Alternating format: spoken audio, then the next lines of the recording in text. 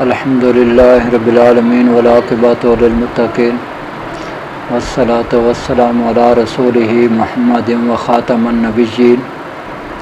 میرے پیارے دوستو، السلام علیکم ورحمۃ اللہ وبرکاتہ۔ حکیم امتیاز دانش فرام پاک ہربل دوا خانہ نزد مرحبا سویٹ بیکز فتح پور روڈ چوک اعظم سے مخاطب ہو۔ اس سے پہلے ہم نے بلغمی دمے کے بارے میں بات کی تھی۔ آج ہم سوداوی دمے کے بارے میں بات کریں گے، خشکی والے دمے کی بات کریں گے، عضلاتی تحریک والے دمے کی بات کریں گے۔ اس میں کیا ہوتا ہے کہ جو پھیپھڑوں کی نالیاں ہوتی ہیں وہ سکڑنا شروع ہو جاتی ہیں، کیونکہ خشکی اس مریض میں بہت زیادہ بڑھ جاتی ہے، جس کی وجہ سے پھیپھڑوں کی نالیاں سکڑتی ہیں۔ تو ایسے مریض کو سانس لینا بڑا مشکل ہو جاتا ہے، دشوار ہو جاتا ہے۔ ایسے مریض جو ہی کوئی آندھی وغیرہ چلتی ہے، مٹی کا طوفان آتا ہے یا تھریشر وغیرہ لگ جاتی ہے، کچھ بھی یعنی کہ ڈسٹ، جب بھی ڈسٹ سے ان کا واسطہ پڑتا ہے تو فوری طور پر ان کو جو ہے سانس کی بیماری ہو جاتی ہے، سانس ان کا گھٹنا شروع ہو جاتا ہے، تو اس کو سوداوی دمہ کہتے ہیں۔ اور پھر یہ لوگ چیزیں ایسی کھا رہے ہوتے ہیں جو ان کی اور زیادہ سوداوی کو بڑھا رہی ہوتی ہے، جیسے آلو مٹر ہے، آلو بینگن ہے، آلو گوبھی ہے، آلو ہے، چاول ہیں، اس طرح کی اور جو خشک چیزیں ہیں، سرد خشک چیزیں، جیسے جیسے استعمال کرتے جاتے ہیں ان کا مرض بڑھتا جاتا ہے، مرض میں کمی نہیں آتی۔ پھر یہ لوگ ڈاکٹروں کے پاس جاتے ہیں، ڈاکٹر حضرات جو ان کو ادویات دیتے ہیں، تو یہ بھی اکثر دیکھا گیا کہ بعض لوگوں کو بعض دوائیاں فائدے کے بجائے الٹا نقصان دینا شروع کر دیتی ہیں۔ اس کی وجہ یہ ہوتی ہے کہ ان کو وہ دوائی جو ہے وہ ان کے مزاج کے مطابق نہیں دی جاتی، اس کی وجہ سے ان کا مرض بڑھ جاتا ہے۔ اگر ان کو مزاج کے مطابق دوائی دی جائے تو یہ نہیں ہو سکتا کہ ان کو شفا نہ ملے یا ان کی طبیعت اور زیادہ بگڑ جائے، ایسا نہیں ہو سکتا، انشاءاللہ شفا ملتی ہے۔ تو میرے پاس جب ایسے مریض آتے ہیں، سب سے پہلے میں ان کو غذائی چارٹ دیتا ہوں، ان کی غذا تبدیل کر دیتا ہوں اور ان کو بتاتا ہوں کہ بھائی آپ نے یہ غذا کھانی ہے، انشاءاللہ تعالیٰ آپ کی بیماری کے فاصلے بہت جلدی سمٹ جائیں گے۔ غذا،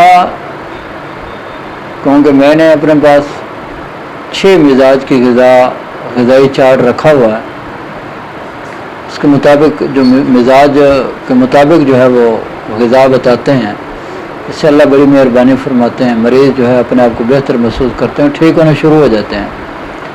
تو جب ایسے مریض میرے پاس آتے ہیں تو سب سے پہلے جو میں ان کے لیے دوائی کا انتخاب کرتا ہوں وہ کچھ اس طرح سے ہے۔ سب سے پہلے اکسیر مقوی خاص،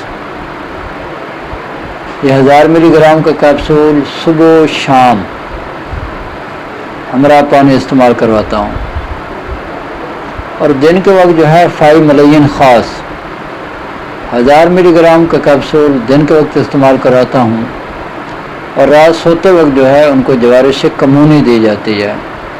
جوارش کمونی چھوٹی آدھی چمچ ہمراہ پانی استعمال کریں، انشاءاللہ تعالی میرے اللہ نے چاہا تو یہ بیماری ہمیشہ ہمیشہ کے لیے ختم ہو جائے گی۔ بلغمی دمہ اور جو سوداوی دمہ ہے، اگر اس کا علاج ایک ہی طرز پر کر لیں تب بھی بندہ ٹھیک ہو جاتا ہے، بس تھوڑا سا فرق ہوتا ہے دوائیوں کا۔ تو الحمدللہ میرے پاس جو بھی مریض ہے وہ الحمدللہ بہت بہترین زندگی گزار رہے ہیں۔ بہت میرے پاس ایسے مریض ہیں جن کو بچپن سے لے کر وہ بیچارے جناب 50 سال عمر ان کی ہو گئی تھی، دمہ نہیں جا رہا تھا، تو 3 ماہ ان کا علاج کیا، دمے سے شکلی جان چھوٹ گئے۔ کچھ امراض ایسے ہوتے ہیں جو بڑی ضدی قسم کے ہوتے ہیں اور ان کا علاج لمبا عرصہ کرنا پڑتا ہے۔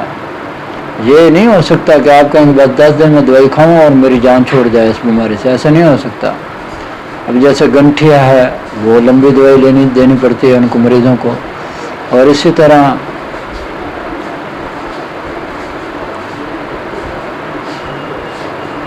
یہ دمے کے جو امراض ہیں اس میں بھی لمبا عرصہ تک علاج چلتا ہے، تو چاہیے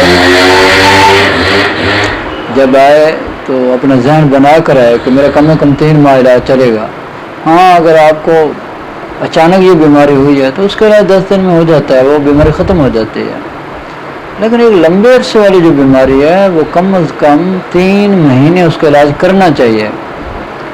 اس کا یہ ہوگا اگر آپ 3 ماہ علاج کر لیں گے تو پھر الحمدللہ وہ بیماری دوبارہ واپس نہیں آئے گی، آپ ہمیشہ کے لیے تندرستی والی زندگی گزاریں گے۔ تو آخر پہ میری اب اللہ سے دعا ہے کہ اللہ تعالیٰ مجھے اور آپ کو اور پوری دنیا کے تمام مسلمانوں کو صحت والی، سلامتی والی، عافیت والی، برکتوں والی، کامیابیوں والی، خوشحالی والی، خوشیاں بری، سعادتوں بری زندگی نصیب فرمائے۔ آمین۔ وآخر دعوانا الحمدللہ رب العالمین۔